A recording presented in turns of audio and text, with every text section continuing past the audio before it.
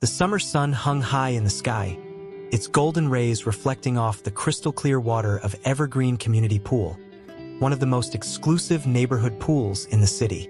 The sound of splashing water mixed with the joyful laughter of children and the casual conversations of lounging parents. It was a scorching afternoon, and the pool was packed with families looking to escape the heat. Bright-colored towels were spread across reclining chairs, and the scent of sunscreen lingered in the air. Jamal Carter, a 16-year-old black teenager, stood at the edge of the deep end, adjusting his goggles. His toned arms and broad shoulders hinted at years of swimming practice, something he had loved since he was a child. He had always found peace in the water, a place where everything else faded away. He took a deep breath and dove in, his body cutting through the water effortlessly. The cool embrace of the pool was refreshing against the intense summer heat. After a few laps, Jamal climbed out of the pool, water streaming from his dark skin. He pulled off his goggles and ran a hand over his short curls before grabbing a towel. He glanced around and noticed something he had seen before but never paid much attention to. He was the only black kid there. Not that it mattered to him. He had lived in this upscale suburban neighborhood for years, and even though his family was one of the few black families in the area, he never let it bother him. This was his home, just as much as it was anyone else's. But today, someone else did seem to care. Jamal felt a pair of eyes locked onto him, sharp, scrutinizing, and unmistakably filled with disapproval. Standing near the shallow end, wearing oversized sunglasses and a crisp white sun hat, was a middle-aged white woman, her arms folded tightly across her chest. Jamal sighed internally. He knew the type. The woman, who would later be known as Karen, took a step forward, her flip-flops slapping against the hot pavement. She exuded entitlement, the kind of person who believed everything belonged to her and that she was the unspoken authority of the community. She approached Jamal, her eyes narrowing behind her sunglasses. "Excuse me," she said, her voice carrying that passive-aggressive sharpness that Jamal recognized all too well. Jamal turned to face her, keeping his expression neutral. "Yes." Karen looked him up and down before glancing around, as if expecting someone to come claim him. "Are you a resident here?" Jamal blinked. He had heard plenty of ways people asked him if he belonged in a space, and this was one of the more familiar ones. "Yes," he said simply. Karen's lips pressed into a thin line. She didn't look convinced. "Are you sure? Because I've never seen you here before." Jamal exhaled slowly. He had lived in this neighborhood for 6 years. Of course, he had been to this pool before. "I live here," he repeated, his tone calm but firm. Karen tilted her head, placing a hand on her hip. "Oh, really? Where exactly do you live?" Jamal's jaw tightened slightly. He knew what was happening. She was testing him, trying to catch him in a lie. Before he could answer, another voice chimed in. "Karen, leave the kid alone." It was Mr. Thompson, a balding, tanned man reclining on a pool chair nearby. He was reading a newspaper but had clearly been listening in. Karen scoffed, ignoring him completely. "I'm just making sure we don't have any trespassers," she said in a falsely sweet voice. "You understand, don't you? We have to keep the community safe." Jamal could feel the weight of her words. Keep the community safe. From him, Jamal took a deep breath, forcing himself to remain composed. He had dealt with this kind of thing before. People assuming he didn't belong. People expecting him to prove himself. "I live 2 blocks away on Sycamore Lane," he finally said. "Do you need my address too?" Karen frowned, her face tightening in frustration. "You don't have to be rude, young man. I just find it strange that I've never seen you here before." Jamal couldn't hold back his smirk. "Maybe that's because you weren't looking." Several people around the pool had started paying attention, watching the exchange with curiosity. A few of them whispered amongst themselves, some looking uncomfortable, others visibly annoyed with Karen's behavior. Karen's face turned red. "Don't be disrespectful. If you actually live here, then prove it.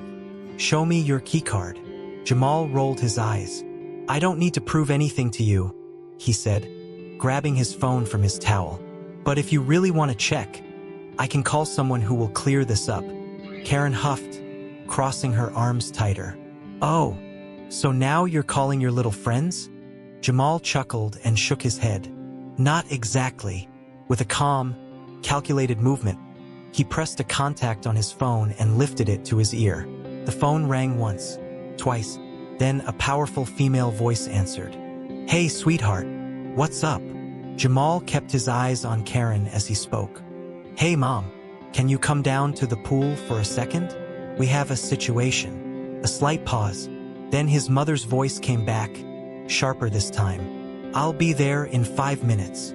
Karen's smirk returned. Oh, calling your mommy for help now? She mocked. That's cute. Jamal simply shrugged, sitting back down on his towel. You'll see. Karen, still believing she was in control of the situation, turned to a nearby security guard, an older man in a white polo shirt. I want this boy removed from the premises immediately. The security guard, who had witnessed part of the exchange, hesitated. Ma'am, if he says he's a resident, we can. Karen cut him off. I don't care what he says. Call the police if you have to. Jamal, still completely unfazed, checked his phone again. 2 minutes away. He smiled to himself, because in just a few moments, Karen was about to realize the biggest mistake of her day. Jamal remained seated on his towel, his body relaxed, but his mind alert. He had dealt with people like Karen before, self-righteous, entitled, and convinced they were always in the right. He knew that arguing with her would only make things worse, so instead, he just waited. Karen, on the other hand, wasn't used to being ignored. She stood stiffly by the poolside, arms folded, her frustration boiling over as she glared down at Jamal. I don't think you understand, she snapped. You need to leave. Now. Jamal exhaled slowly, keeping his tone calm and even. I already told you. I live here. I have just as much right to be here as anyone else. Karen let out a sharp laugh, the kind filled with disbelief and mockery. Oh, really? Boys like you always think you can just go wherever you want, don't you? Jamal's stomach clenched. There it was. She hadn't said it outright, but he heard it loud and clear. This wasn't about rules. It wasn't about pool policies. It was about him. The tension around them thickened. Nearby, a few people had started watching the exchange, some pretending not to notice, others shifting uncomfortably. No one stepped in. Jamal took a deep breath and stood up, his tall frame towering over Karen by a few inches. I'm not going anywhere, he said, his voice steady and controlled. But if you want to call security, go ahead. In fact, he reached into his bag and pulled out his phone, unlocking it with a swift tap. Let me help you. He held the phone out toward her, his expression unreadable. Karen's face twisted in fury. How dare you? She hissed. Are you mocking me? Jamal shrugged. I'm just saving you some time. A few people in the crowd snickered quietly, but Karen wasn't amused. Her eyes blazed, and before Jamal could react, she lunged forward and snatched his phone from his hand. Gasps rippled through the onlookers. Jamal stiffened. His jaw clenched as he looked at her, disbelief flashing across his face. Karen held the phone tightly in her manicured fingers, her expression triumphant. You don't get to talk to me like that, she said through gritted teeth. Maybe this will teach you some respect. Jamal tilted his head, studying her carefully. He could feel every eye on them now, the weight of the moment pressing down on him. Then, with a calm, deliberate motion, he reached into his pocket and pulled out a second phone. Karen's smirk vanished. The small crowd of spectators burst into whispers. Jamal grinned slightly, lifting the second phone to his ear. Nice try, he said. But this one's the important one anyway. Karen's face turned a deep shade of red, her mouth opening and closing as she struggled for words. Jamal took a few steps away from her and spoke into the phone. Hey, Mom. I'm still at the pool, but I think you should come down now. A brief pause. Then, on the other end of the line, a firm yet composed voice responded. I'm on my way. Jamal clicked the phone off and slipped it back into his pocket. Then he turned back to Karen, his face unreadable. You might want to stick around for this.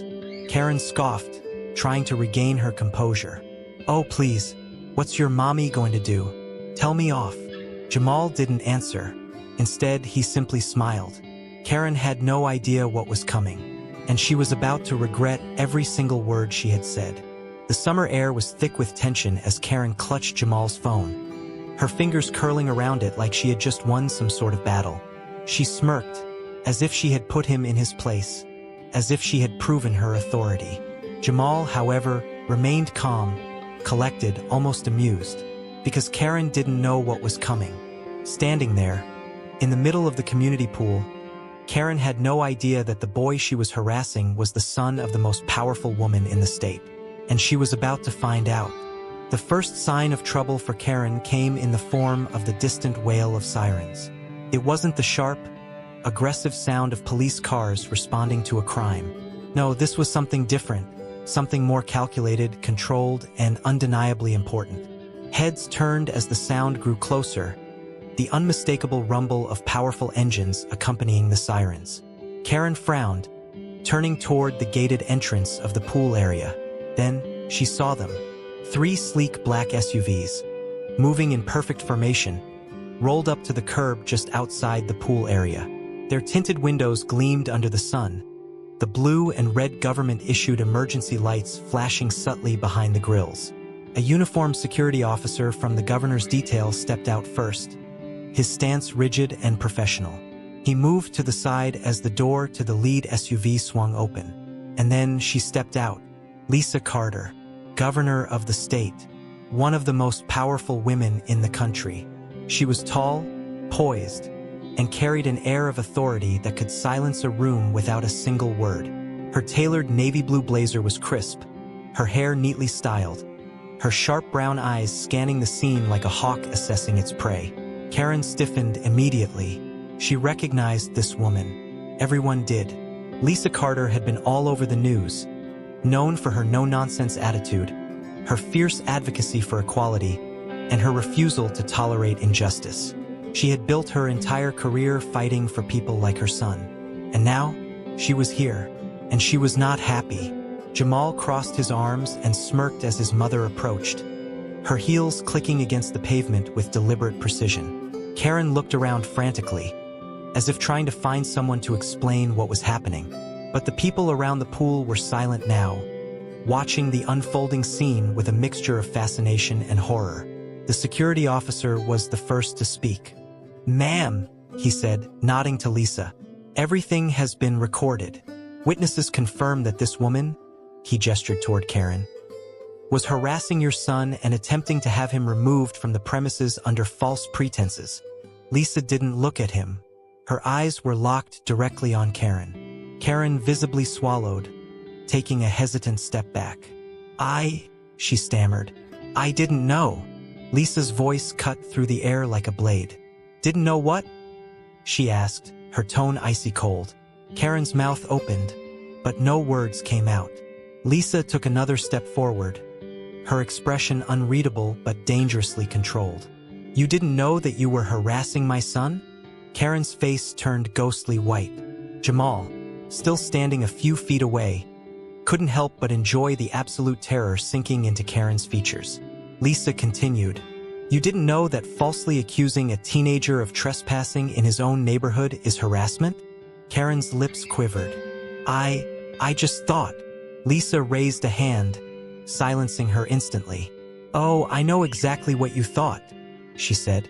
"You saw a young black boy, alone at the pool, and decided he didn't belong."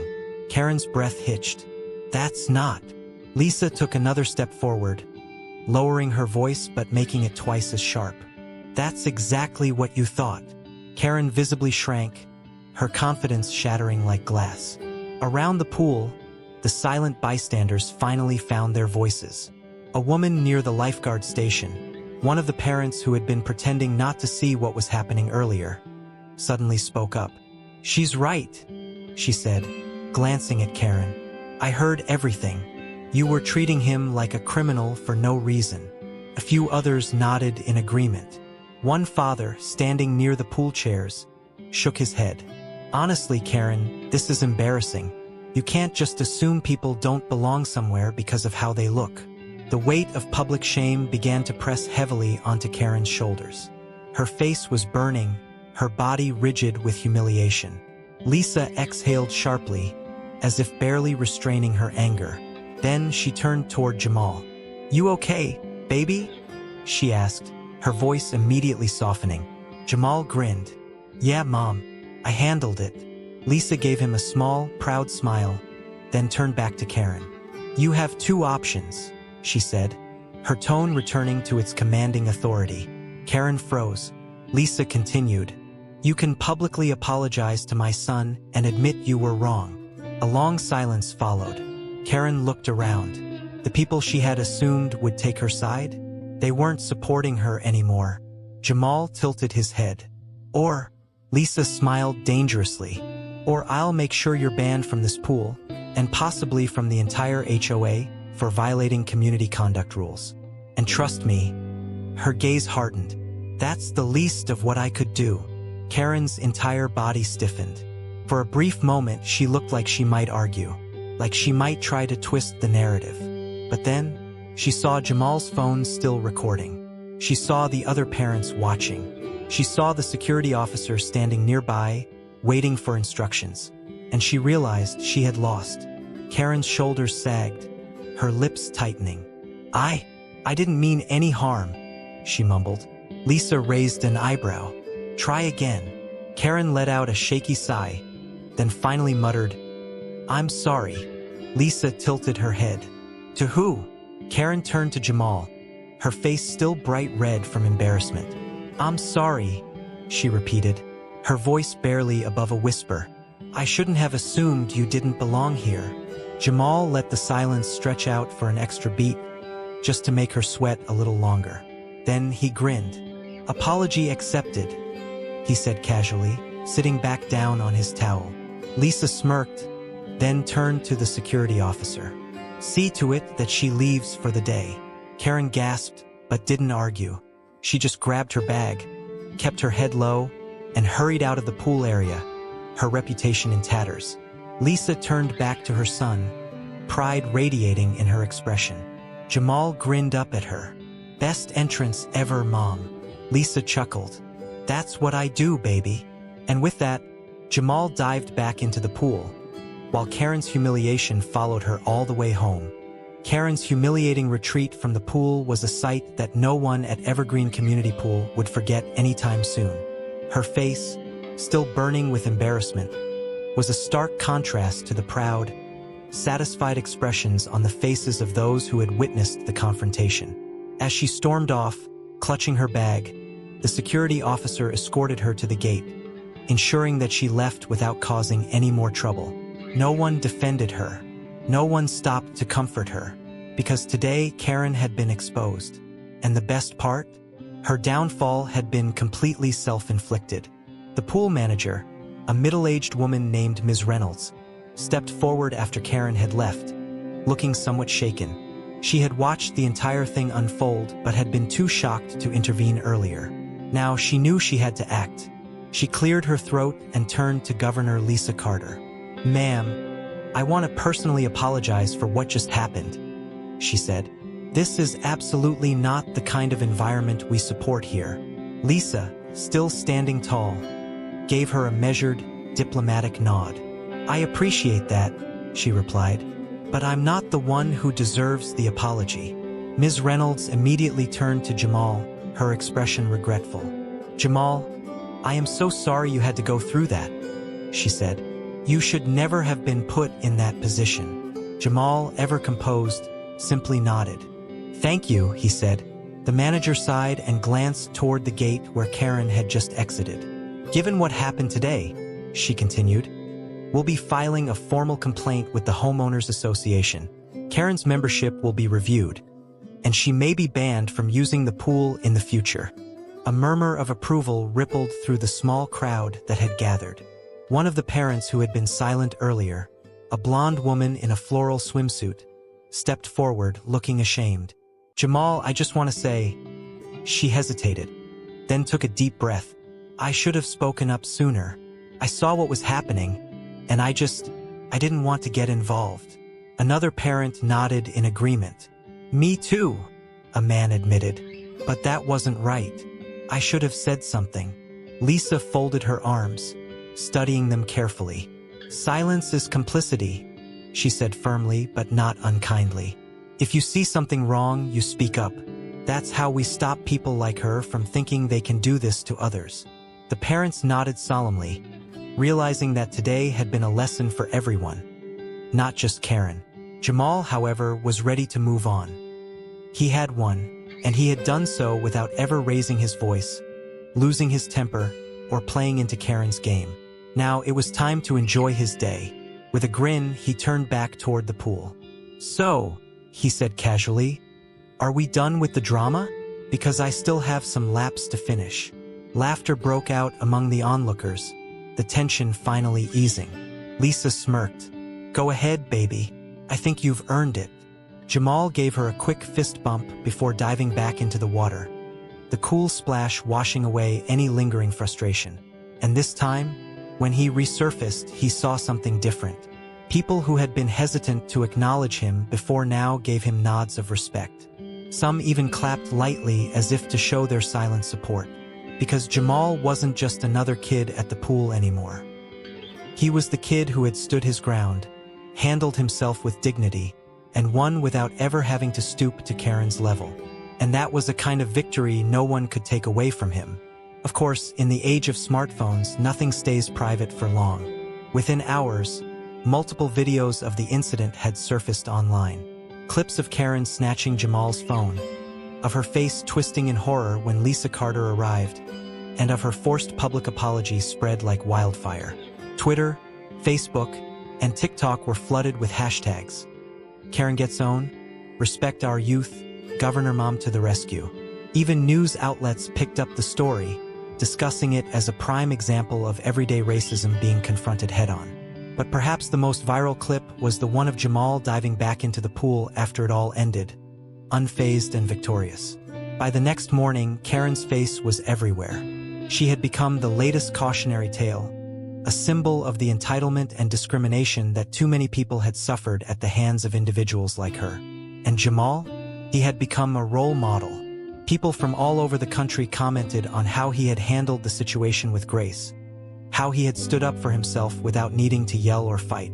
He had proved that strength isn't about being the loudest in the room. It's about knowing your worth and refusing to back down. Amal's story isn't unique. Every day, people face discrimination, injustice, and unwarranted assumptions about who they are and where they belong. But this story is a reminder that when we stand up for ourselves, when we refuse to be intimidated, and when we have the right support behind us, justice will always prevail. If you believe in equality, like and share this story. Subscribe for more powerful real-life lessons on courage and justice.